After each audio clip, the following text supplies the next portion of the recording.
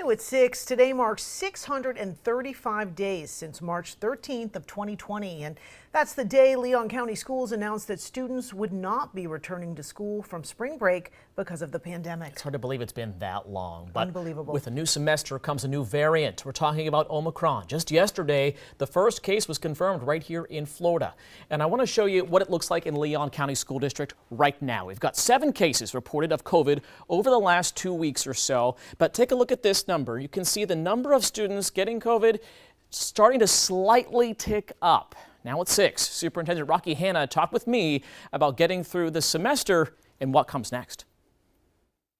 Let's just start off. It's been a heck of a year. How are you doing? It's been a heck of a year plus.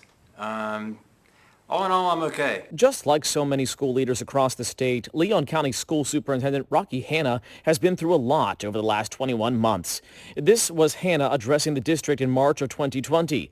Little did he know what would lie ahead. So we're going to do our very best moving through this fluid situation. A graduate of Leon County High School, the man who had served the county as an educator of 3 decades faced a new challenge. We're taking it to a grand jury. Mr. Superintendent, you left no doubt of your political perspective.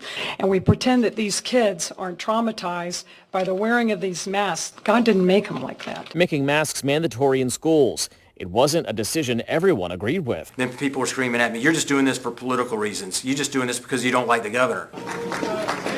Mid-November, Governor Ron DeSantis signed 4 new bills into law. Those new laws limit COVID vaccine and mask mandates in the state and in schools. This idea that somehow conservatism is about like local school boards, it's the United States of America, not the United School Boards or County Commissions of America. The district was part of a lawsuit filed in the summer of 2021 against the governor's ban on mask mandates in schools. The district ultimately decided to drop out of that lawsuit while it was in the appeal process.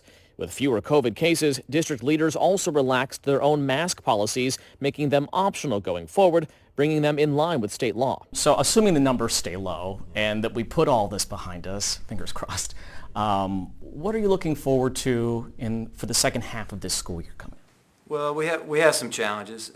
First, we have the challenge of putting our kids back together again. This has been really hard for them, very hard for adults to navigate. You see adults now that have been screaming at each other at school board meetings. I mean, and kids are seeing those adult behaviors, the modeling, which unfortunately is not good modeling for our younger kids. So the first thing we have to do is put our kids back together, socially, emotionally, academically, to make sure that we are doing everything we possibly can to get them back where they were pre-pandemic.